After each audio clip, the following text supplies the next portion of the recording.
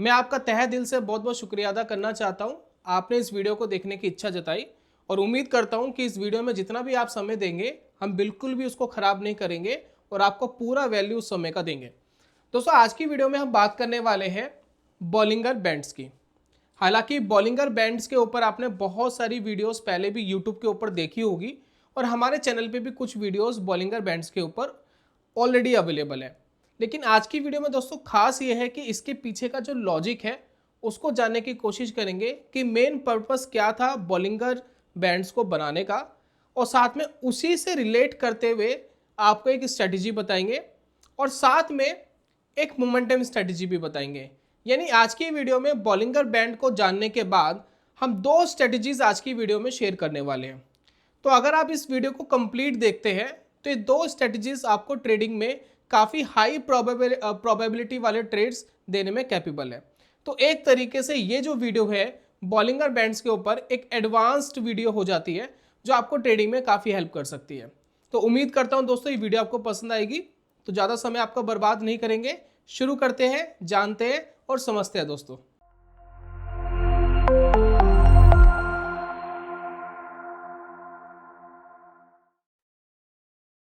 बहुत बहुत स्वागत है आप सभी का ट्रेडिंग चैनल के यूट्यूब चैनल में। मेरा नाम है अनमोल मित्तल। पीछे हमने बॉलिंगर बैंड्स को ऑलरेडी लगा के रखा है।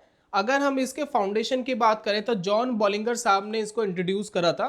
तो जैसे कि आप इनका सरनेम देख पा रहे हैं, जॉन बॉलिंगर, और ठीक उन्हीं के सरनेम से इस इंडिकेटर का नाम रखा गया है बॉलिंगर बैंड्स। अपने आप में दोस्तों बहुत ही कैपेबल और बहुत ही यूनिक टाइप का इंडिकेटर है।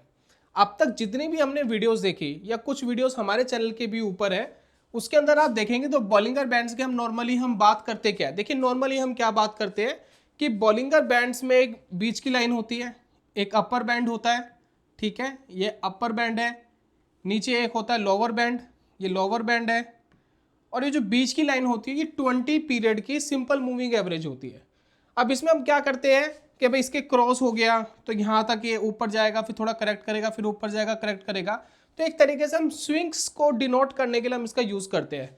तो अप ट्रेंड में स्विंग्स कुछ ऐसे हम देखते हैं कि बॉलिंगर बैंड्स में बनेंगे, और डाउन ट्रेंड में कुछ स्विंग्स को हम कुछ इस तरीके से देखते हैं, ठीक है। तो अब तक हमने कुछ बेसिक चीज़ों के बारे में बात करी, लेकिन जब आप इसके स्ट्रॉन्ग फाउंडेशन के बारे में जानेंगे तो आपको समझ में आएगा ये इंडिकेटर सिर्फ इसलिए नहीं बना कि आपको स्विंग्स दिखाए, इसके पीछे एक बहुत ही गहरा लॉजिक छुपा हुआ है। अब उस लॉजिक को अगर हम समझने की कोशिश करें तो आपको पता लगेगा कि कितना इंपॉर्टेंट और कितना महत्वपूर्ण लॉजिक है। जैसे कि मैं इसकी सेटिंग्स में जाता हूं तो मैं आपको कुछ दिखाने की कोशिश करूंगा। इसके अंदर एक लेंथ दी गई है, 20 की लेंथ है, और इसमें एक मल्टीप्लायर दिया गया है जो 2 है। 2 मल्टीप्लायर जो यहाँ दिया गया है इसका बेसिकली दोस्तों मतलब ये है स्टैंडर्ड डेविएशन 2, जिसको हम चेंज भी कर सकते हैं। अगर आप स्टैंडर्ड डेविएशन के बारे में बहुत ज़्यादा नहीं जानते तो मैं बहुत ज़्यादा कंफ्यूज तो आपको नहीं करूँगा, लेकिन इसके पीछे का लॉजिक समझिए। अगर आप इस इंडिकेटर को देख रहे हैं तो इसके अंदर एक बीच की एक मिडल लाइन है जो 20 की मूविंग एवरेज डिनोट कर रही है और आपको बता रही है जी ये 20 की मूविंग एवरेज है, और इसके ऊपर एक अपर बैंड और इसके नीचे एक लोअर बैंड है। लेकिन क्या आपने सोचा ये अपर बैंड और लोअर बैंड किस तरीके से डिसाइड हो रहा है? कहीं पर आप देखेंगे तो ये बड़ा होता हुआ दिखाई दे रहा है, ये देखिए कितना वाइड हो गया है, और कहीं पर आप देखेंगे ये थोड़ा सा छोटा होता हुआ दिखाई दे रहा है। तो ये किस तरीके से डेवलप्ड हो रहा है और ये किस तरीके से डिनोट हो रहा है कि भाई ऊपर इतना रहना है और नीचे इतना रहना है? तो बेसिकली दोस्तों ये मेजर कर रहा है वॉलेटिलिटी को। अगर वॉलेटिलिटी बहुत ज़्यादा हो जाती है तब आपको ये देखेगा कि आपको वाइड दिखेगा, और वॉलेटिलिटी कम हो जाती है तो ये आपको नैरो होता हुआ दिखेगा, और जिसको हम बॉलिंगर स्क्वीज भी कहते हैं, स्क्वीज होता हुआ आपको दिखाई देगा। अब ये जो बड़ा हो रहा है या छोटा हो रहा है इसके पीछे क्या लॉजिक है और अपना ट्रेडिंग डिसीजन हम किस तरीके से बना सकते हैं, इसके बारे में दोस्तों थोड़ा सा हम जान लेते हैं। तो अगर मैं बात करूं स्टैंडर्ड डेविएशन की, तो स्टैंडर्ड डेविएशन को अगर हम देखें तो स्टैंडर्ड डेविएशन को बहुत डीपली ना जा करके हम सिंपल समझेंगे। इसका जो ग्राफ है कुछ इस तरीके से स्टैंडर्ड डेविएशन का बनता है, ठीक है। अब स्टैंडर्ड डेविएशन में अगर आप मिड पार्ट देखेंगे, जो ये वाला पार्ट देखेंगे, ये सबसे इंपॉर्टेंट पार्ट है। ये सबसे इंपॉर्टेंट पार्ट इसलिए है क्योंकि ज़्यादातर जो तादाद है चीज़ों की वो इस पार्ट के अंदर आ जाती है। लगभग 65 to 66%, 66% जो परसेंटेज है वो इसके अंदर आ जाती है। सिंपली कहने का मतलब ये है कि अगर हम स्टॉक मार्केट का एग्जांपल ले, मान लेते हैं जो मिड वाला पार्ट है ये है 100 का, ठीक है, मिड वाला पार्ट हम ले लेते हैं, ये है 100 का, ठीक है। और प्राइस की मूवमेंट थोड़ा ऊपर जा रही है या प्राइस की मूवमेंट थोड़ा नीचे जा रही है। अगर हम इस एग्जांपल के साथ हम इसको लेके चले तो हम ये कह सकते हैं कि 100, 105 और 95 ये एक ऐसा जोन है जिसमें 66% ऑफ चांसेस है कि मार्केट इसके आसपास ही रहेगा। ये चांसेस है 66%।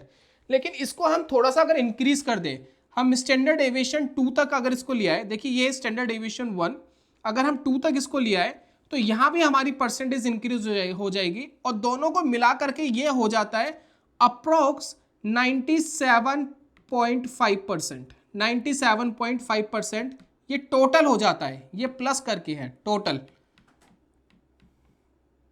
यानी कहने का मतलब ये है कि मैं कहता हूं कि जी थोड़ा सा और स्टैंडर्ड डेविएशनों का अगर हम इंक्रीज कर दे, तो अगर हम इसको 90 कर दे प्लस हम इसको 110 कर दे तो हायर चांसेस है मार्केट 90 से 110 के बीच में कहीं ना कहीं कंसोलिडेट करेगा। और अगर मार्केट ऊपर या नीचे बहुत ज़्यादा वाइडली जाता है तो इसके चांसेस सिर्फ 2.5% रह जाएंगे, यानी 2.5% चांसेस रह जाएंगे ऊपर जाने के और 2.5% के आसपास ही चांसेस रह जाएंगे मार्केट के इससे नीचे जाने के। तो कहने का सिर्फ मतलब यही है कि स्टैंडर्ड डेविएशन का जब हम यूज़ करते हैं किसी इंडिकेटर के अंदर तो हमें एक ऊपर की रेंज मिलती है और एक हमें एक नीचे की रेंज मिलती है। उसके आसपास हम अपने ट्रेडिंग ढूंढ सकते हैं, ट्रेड्स ढूंढ सकते हैं जिसके अंदर हायर प्रोबेबिलिटी है कि हमें अच्छे ट्रेड्स मिल जाए। अब ये स्टैंडर्ड डेविएशन जो हम यूज़ कर रहे हैं ये बहुत सारी चीज़ों में यूज़ की जा सकती है। जैसे कि अगर हम बात करें इंडिया की, तो इंडिया में जो एवरेज हाइट है, जैसे कि हम बात करें 5.4 5.5 के आसपास एक एवरेज हाइट है इंडिया की, 5.5 के आसपास। तो अगर आप ज़्यादातर लोग देखेंगे तो ये 5.5 की हाइट के आसपास ही दिखेंगे आपको। लेकिन कुछ परसेंटेज लोग हैं जो 6 फुट तक जाएंगे, कुछ आपको दिखेंगे 5 फुट तक जाएंगे और 5 फुट से नीचे वाले परसेंटेज बहुत कम हो जाएगी और 6 फुट से ऊपर वालों की परसेंटेज बहुत कम हो जाएगी। तो एक मीन हमें ढूंढना है। अगर आप मीन देखेंगे तो मीन तो इसका 100 था, तो हम कह रहे हैं ये लेवल एक मैग्नेटिक लेवल है, मार्केट इसके आसपास तो आएगा लेकिन इससे दूर कितना परसेंट चांसेस है जाने की वो आपको स्टैंडर्ड डेविएशन बता देता है। इससे दूर जाने की कितने परसेंट ऑफ चांसेस है, राइट। तो यही चीज हम बॉलिंगर बैंड में यूज कर रहे हैं। बॉलिंगर बैंड का जब हम इंडिकेटर लगाते हैं तो एक अपर बैंड मिलता है, एक लोअर बैंड मिलता है और हमने स्टैंडर्ड डेविएशन 2 का इस्तेमाल करा है। जब हमने स्टैंडर्ड डेविएशन 2 का इस्तेमाल करा है तो कहने का मतलब ये है कि हमारे पास 97.5% चांसेस है कि मार्केट इसके अपर बैंड को टेस्ट करके नीचे आ जाएगा और मार्केट इसके लोअर बैंड को टेस्ट करके ऊपर चले जाएगा।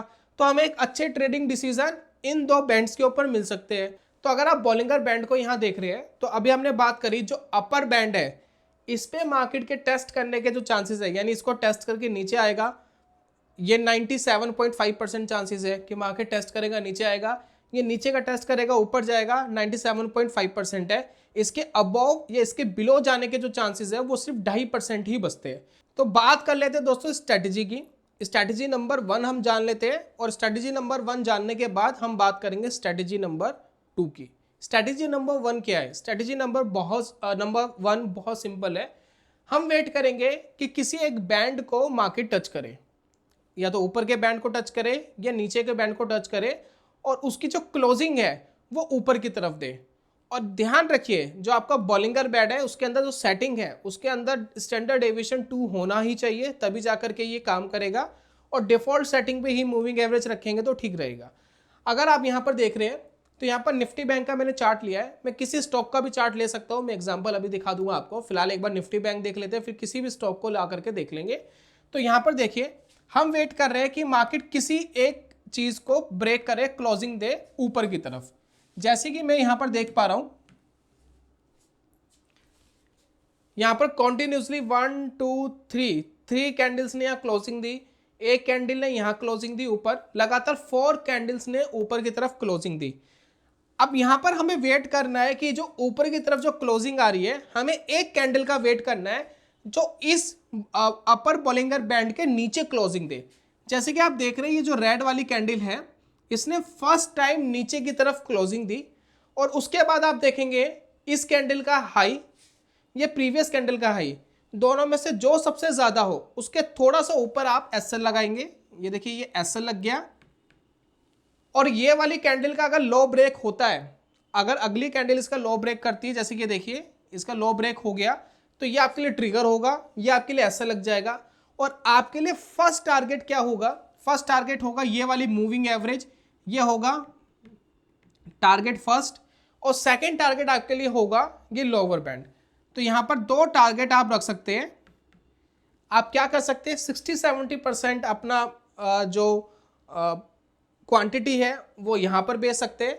रिमेनिंग 30% क्वांटिटी आप टारगेट 2 के लिए होल्ड कर सकते हैं। अगर मार्केट वापस रिवर्स भी कर गया और हिट भी कर गया, यहां पर जो आपने 70% प्रॉफिट बुकिंग करा था, आप ऑल ओवर प्रॉफिट में रहेंगे।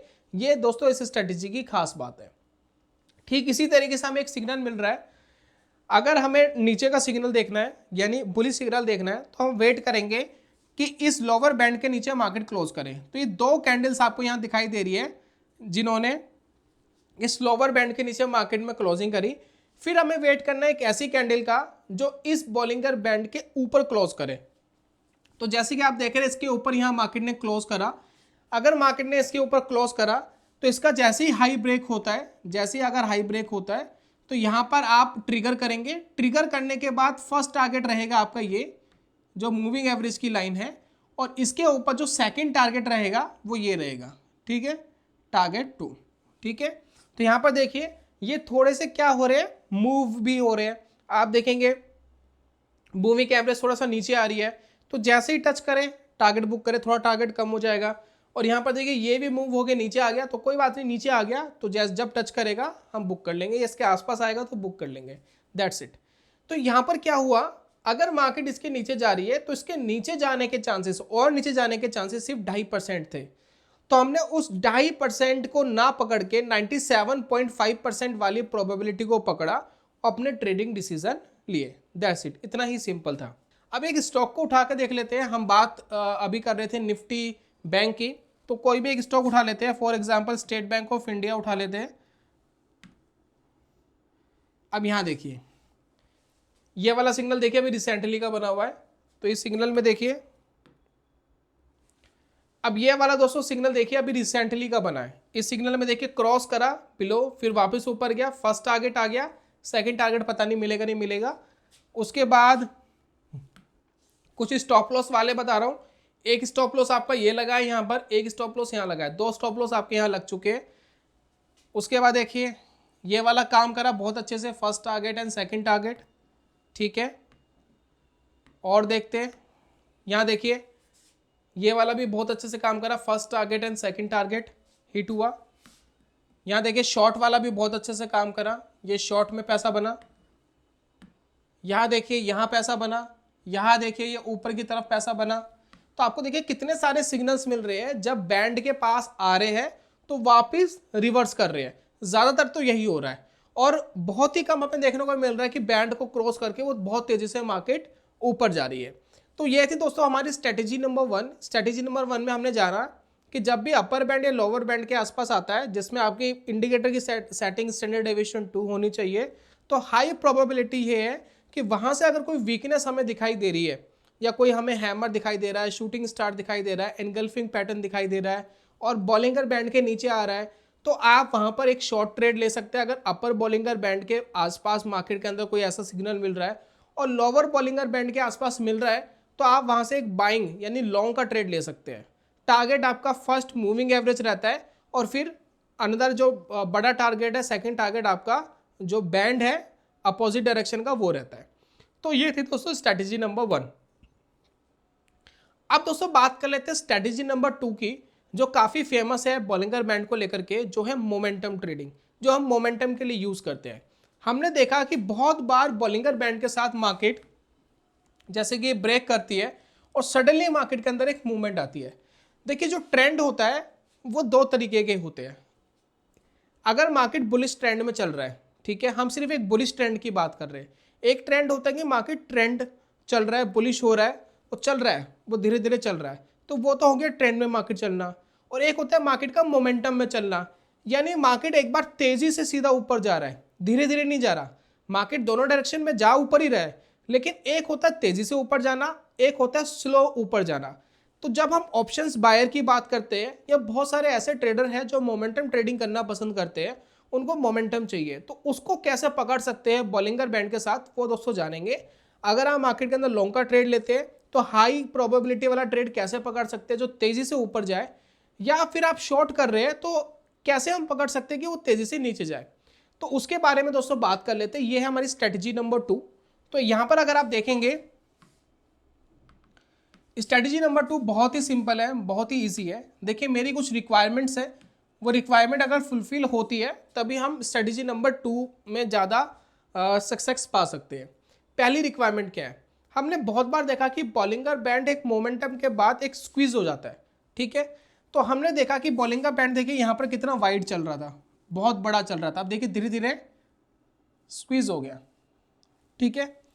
तो मेरा मानना ऐसा है कि जब मार्केट के अंदर मार्केट स्क्वीज हो जाती है, एक डायरेक्शन के अंदर काम करना शुरू करती है, एक छोटी सी रेंज में काम करना शुरू करती है, जैसे कि आप यहाँ देख रहे हैं एक छोटी सी रेंज में मार्केट के अंदर वर्क हो रहा है।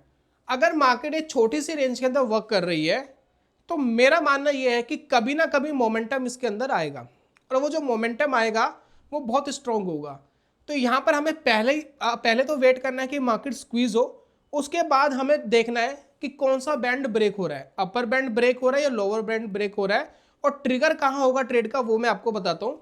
लेकिन सबसे पहली रिक्वायरमेंट स्क्वीज होना चाहिए, एक रेंज में मार्केट काम करना चाहिए, मार्केट के अंदर बायर्स और सेलर्स अच्छी तरीके से इरिटेट हो चुके हो और वो वेट कर रहे हो कहीं मूवमेंट आए तो हम भी पैसा लगाए, ठीक है। कुछ ऐसी कंडीशन, ऐसी सिचुएशन अगर बन जाए तब जाकर के हम इसके अंदर देख सकते हैं।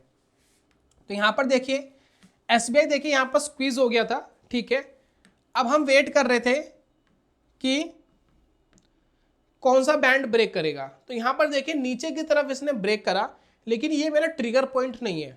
मैं वेट कर रहा हूँ कि क्लोजिंग दे किसी बैंड के नीचे, जैसे कि इसने क्लोजिंग दी लोअर बैंड के नीचे, लेकिन मेरी सेकंड रिक्वायरमेंट ये है कि ट्रिगर तभी मानूंगा मैं जब नेक्स्ट कैंडल इसका लो ब्रेक करेगी। नेक्स्ट कैंडल ने इसका लो ब्रेक नहीं करा, इसका मतलब ये है कि एक ट्रैप हो सकता है। तो यहाँ पर मेरी रिक्वायरमेंट क्या है कि एक कैंडल इसके नीचे क्लोज करे और नेक्स्ट कैंडल इसका लो ब्रेक करे, जैसे लो ब्रेक करेगी मैं ट्रिगर हो जाएगा मेरा ट्रेड, और उसके बाद जो ऊपर का जो लेवल होगा वो मेरा बन जाएगा एसएल, ठीक है। और जितना मेरा एसएल है उसके मिनिमम 2 गुना मैं अपना टारगेट रखूंगा, उससे ज़्यादा भी रख सकता हूँ या ट्रेल भी कर सकता हूँ अपने स्टॉप लॉस को, लेकिन मिनिमम 2 गुना तो मैं रखूंगा, ठीक है। तो इस तरीके से मैं मोमेंटम ट्रेडिंग करूंगा। तो ये मैंने डिसाइड करा कि एक कैंडल क्लोज करे नीचे या ऊपर, फिर नेक्स्ट कैंडल ही उसको ब्रेक करे। अब यहाँ पर देखिए इसने क्लोज करा, नेक्स्ट कैंडल ने ब्रेक नहीं करा। अब इस कैंडल ने भी क्लोजिंग दी बैंड के नीचे, लेकिन नेक्स्ट कैंडल ने इसका लो ब्रेक नहीं करा, तो मेरे हिसाब से ट्रैप है।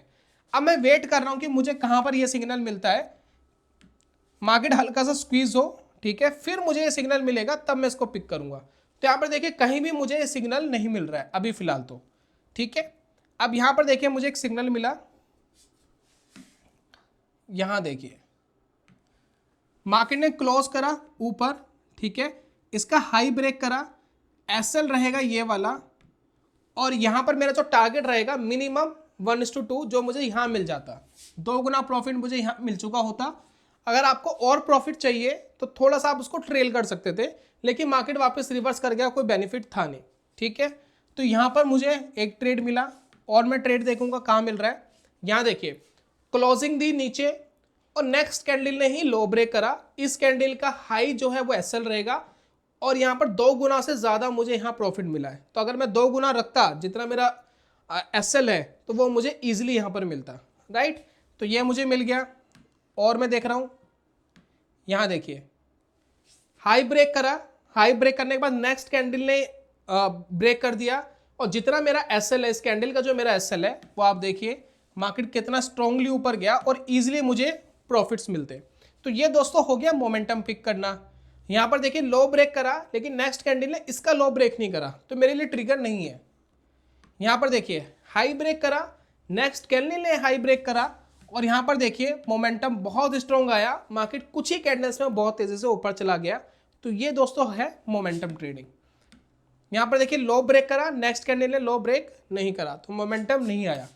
तो एक आध स्टॉक और देख लेते हैं। ये हमने बात करी थी एसबीआई की, तो हम बात कर लेते हैं, एक स्टॉक और पकड़ लेते हैं। ये दोस्तों अदानी पावर, यहाँ पर देखिए मोमेंटम ऑलरेडी स्टेब्लिश्ड है। यहाँ पर देखिए ये इसके ने नेक्स्ट कैंडल ने इसका हाई ब्रेक करा था, ऑलरेडी बहुत स्ट्रॉन्ग मार्केट के अंदर मोमेंटम आ रहा है। और देखते हैं कहाँ मोमेंटम स्टेब्लिश्ड होता है इसका। यहाँ देखिए हाई ब्रेक करा, नेक्स्ट कैंडल ने हाई ब्रेक करा और कुछ ही कैंडल्स में बहुत तेजी से मार्केट ऊपर गया। जब ऊपर गया तो यहाँ देखिए जबरदस्त पैसा बनता हुआ हमें दिखाई दे रहा है।